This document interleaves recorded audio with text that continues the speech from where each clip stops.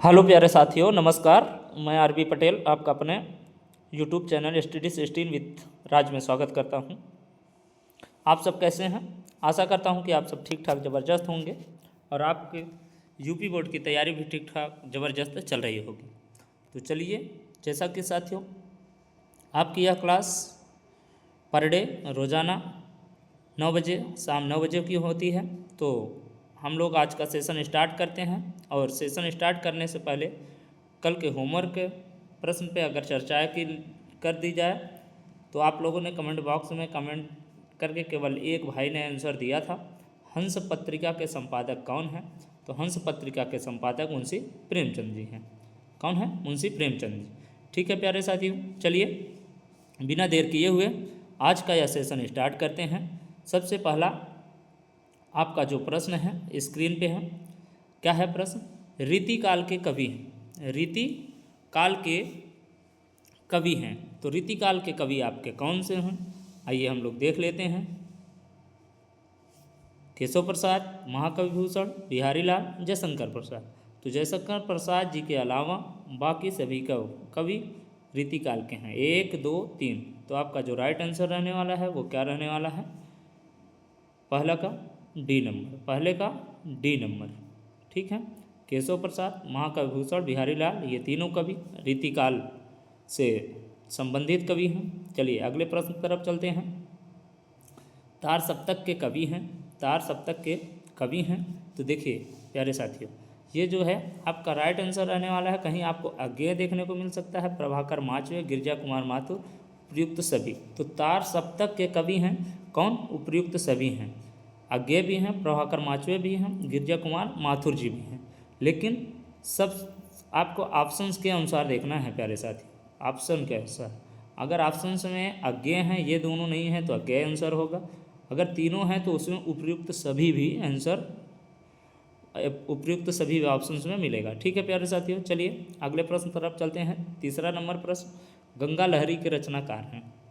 गंगा लहरी के रचनाकार तो कौन है? मतीराम, केशवदास, पद्माकर, भूषण।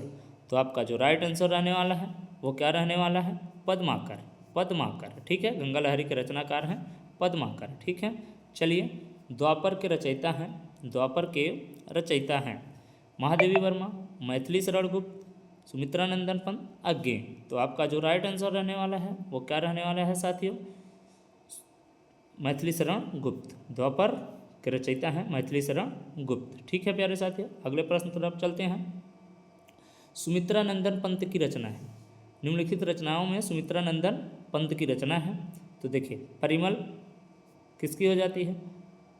परिमल आपके सूर्यकांत त्रिपाठी निराला की। तो मेरा प्रश्न क्या है? सुमित्रा नंदन पंत की रचना नहीं है, सॉरी, सुमित्रा नंदन पंत की रचना नहीं है। हाँ, तो ये बहुत ही प्यारा प्रश्न है। परिमल जो है सूर्यकांत त्रिपाठी निराला जी की रचना है, बाकी सभी रचनाएं सुमित्रा नंदन पंत की। रश्मिबद्ध, पल्लव, स्वर्णधूमिल, स्वर्णधूल, ये सभी सुमित्रा नंदन पंत की रचना है। अगले प्रश्न की तरफ हम लोग चलते हैं। प्रश्न नंबर 6, राम कुमार वर्मा की एकांकी है।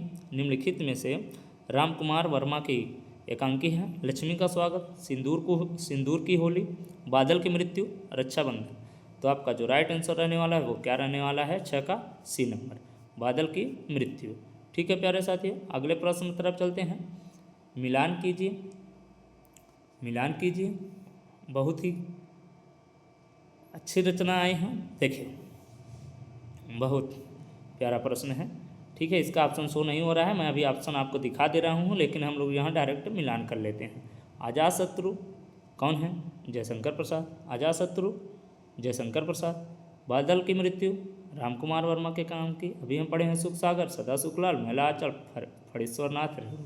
ठीक है प्यारे साथियों, तो आपका जो राइट आंसर रहने वाला है आइए देख लेते हैं। पहले का खा, तीसरे का गा, पहले का खा, तीसरे का गा, ये है आपका जो राइट आंसर रहने वाला है। ये क्या रहने वाला है? 7 नंबर सवाल का कौन सा सवाल है? हाँ, 7 नंबर सवाल का जो राइट आंसर रहने वाला है वो क्या रहने वाला है? सी नंबर, 7 का सी, 7 का सी नंबर। ठीक है प्यारे साथियों, 7 का सी नंबर। ठीक है, देख लेते हैं थोड़ा सा एक बार। हाँ, जातशत्रु जयशंकर प्रसाद जी का नाटक है। ठीक है प्यारे साथियों, अगले प्रश्न की तरफ चलते हैं। 8 नंबर, ईलाचंद्र जोशी की कहानियों का विषय है। ईलाचंद्र जोशी जो कहानी लिखते थे वो कौन सा विषय रहा है? क्या सामाजिक विषय, मनोवैज्ञानिक विषय, ऐतिहासिक विषय, राजनैतिक विषय? तो आपका जो राइट आंसर रहने वाला है वो क्या रहने वाला है? 8 का मनोवैज्ञानिक विषय। कौन सा? मनोवैज्ञानिक विषय। ठीक है प्यारे साथियों, अगले तरफ चलते हैं। ईदगाह के लेखक हैं, बहुत अच्छा, ईदगाह के लेखक हैं मुंशी प्रेमचंद, ईलाचंद जोशी, भगवती चरण वर्मा, राम कुमार वर्मा। तो आपका जो राइट आंसर रहने वाला है ईदगाह के लेखक मुंशी प्रेमचंद, ईदगाह के लेखक मुंशी प्रेमचंद। ठीक है, रामचंद्र शुक्ल का निबंध संग्रह है, रामचंद्र शुक्ल का निबंध संग्रह है वो क्या है? चिंतामणि। निबंध संग्रह की बात की गई है, चिंतामणि। ठीक है, आप ठलुआ क्लब और विचार विधि का आंसर कमेंट बॉक्स में कमेंट करेंगे। ये आज का होमवर्क प्रश्न है। ठलुआ क्लब के लेखक कौन है और विचार विधि के लेखक कौन है? और विचार विधि किस विधा की रचना है? विचार विधि किस विधा की रचना है? ये आपको कमेंट बॉक्स में कमेंट करना है। ठीक है प्यारे साथियों, जो भी प्रश्न पूछा जाए उसका अगर जवाब आप कमेंट बॉक्स में करते हैं तो वो प्रश्न आप कभी नहीं भूलेंगे, याद रहेगा। ठीक है प्यारे साथियों, चलिए बहुब्रीही समास की क्या परिभाषा है? तो आइए आप हम लोग देख लेते हैं। बहुब्रीही समास, तो बहुब्रीही समास को कह सकते हैं देवताओं वाला समास, ये भी कह सकते हैं। लेकिन चलिए हम लोग अपने ऑप्शन तरफ चलते हैं। ऑप्शन आपका क्या है? अन्य पद प्रधान होते हैं, उत्तर पद प्रधान होते हैं, दोनों पद प्रधान होते हैं, पूर्व पद प्रधान होते हैं। तो बहुब्रीही का आपका जो राइट आंसर रहने वाला है वो है अन्य पद प्रधान होते हैं, अन्य पद प्रधान होते हैं। ठीक है प्यारे साथियों, बहुब्रीही समास में अन्य पद प्रधान होते हैं। जैसे बहुब्रीही का एक 8 उदाहरण अगर बात किया जाए तो चतुरानन, चतुरानन ये बहुत ही फंसाने वाला प्रश्न है। चतुरानन का होता है समास विग्रह जिसके हैं 4 आनन, मतलब जिसके हैं 4 मुख, मतलब 4 मुख वाले कौन? भगवान ब्रह्मा। ठीक है, तो बहुब्रीही समास आपका 11 का जो राइट आंसर रहने वाला है ए नंबर, अन्य पद प्रधान होते हैं। जल का पर्यायवाची वारी, वारिद, वारिधि, वारिज। तो जल का पर्यायवाची क्या होता है? वारी होता है। ठीक है प्यारे साथियों, अगले प्रश्न तरफ चलते हैं। प्रकाश का विलोम, प्रकाश, देखिए प्रकाश उजाला एक ही है, रात अंधकार।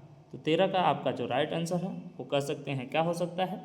सी नंबर, प्रकाश का जस्ट विपरीत अंधकार, 13 का सी, 13 का सी। ठीक है प्यारे साथियों, अगले प्रश्न तरफ चलते हैं। जो ईश्वर में विश्वास न रखता हो, जो ईश्वर में विश्वास न रखता हो उसे क्या कहते हैं? नास्तिक कहते हैं, नास्तिक। आस्तिक जो ईश्वर में आस्था रखते हैं, जो ईश्वर में आस्था न रखते हैं उसे नास्तिक कहते हैं। ठीक है प्यारे साथियों, तो हम लोग अगले प्रश्न की तरफ चलते हैं आज के सेशन का। कपाट, कपाट का तत्सम, कपाट का तत्सम, कपाट शब्द किससे रिलेटेड है? तद्भव से। तो कपाट का तत्सम है, कपाट का तत्सम क्या हो सकता है? 15 का सी नंबर, 15 का सी नंबर, करपट, कपाट का करपट। ठीक है, ठीक है। चतुस्थ का तद्भव है, चतुष्पथ का तद्भव है, क्या हो सकता है? 16 का ये नंबर। चतुष्पथ मतलब 4 राह, पथ मतलब रास्ता, चतुष् मतलब 4 रास्ता, चौराहा। ठीक है प्यारे साथियों, चलिए अगले प्रश्न की तरफ चलते हैं। तस्य में, तस्य में विभक्ति और वचन है, तस्य में विभक्ति और वचन है। षष्ठी विभक्ति एक वचन, द्वितीय विभक्ति द्विवचन, द्वितीय विभक्ति बहुवचन, षष्ठी विभक्ति बहुवचन। आपसे मैं बार बार कह रहा हूँ प्यारे साथियों, ये आप लोग याद कर लीजिए, याद कर लीजिए। तस्य में विभक्ति है, षष्ठी विभक्ति एक वचन। ठीक है प्यारे साथियों, चलिए अगले प्रश्न की तरफ चलते हैं। कर्मवाच्य में किसकी प्रधानता होती है? कर्मवाच्य में किसकी प्रधानता होती है? तो कर्ता में, कर्ता में मतलब कर्ता की अगर प्रधानता होती है तो वो कर्तृवाच्य क्या होता है?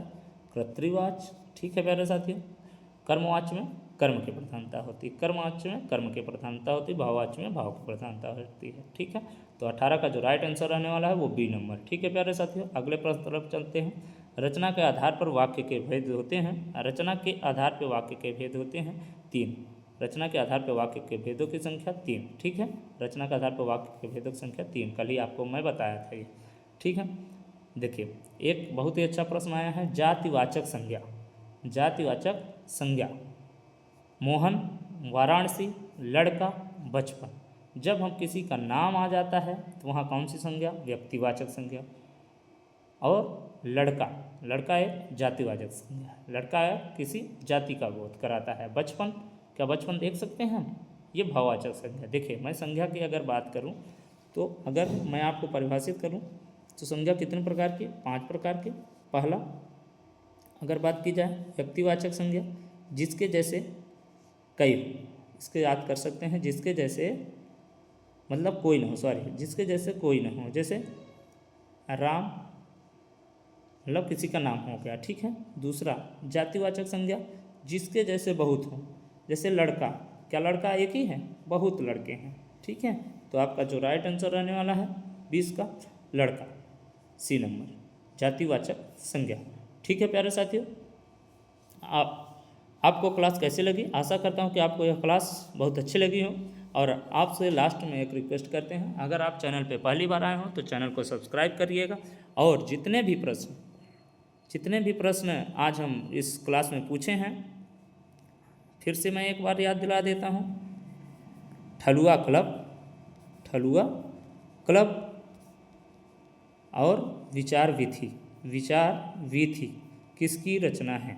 ये आपको कमेंट बॉक्स में कमेंट करना है। और विचार विधि किस विधा की रचना है, ये आपको कमेंट बॉक्स में कमेंट करके बताना है। ठीक है प्यारे साथियों, चलिए आज हम अलविदा लेते हैं। कल फिर से इसी समय मिलेंगे और 9 बजे आपकी यह क्लास होगी। 9:30 बजे, कितना? 9:30 पे, 9:30 पे आपको यह क्लास, 9:30 पे एक और आपको क्लास मिलेगी 50 रचनाओं की। तो कृपया आप लोग 9:30 बजे जुड़ना ना भूलें। स्टडी से विथ राज पे 9:30 बजे पर डे 50 क्वेश्चन। ठीक है प्यारे साथियों, चलिए नमस्कार।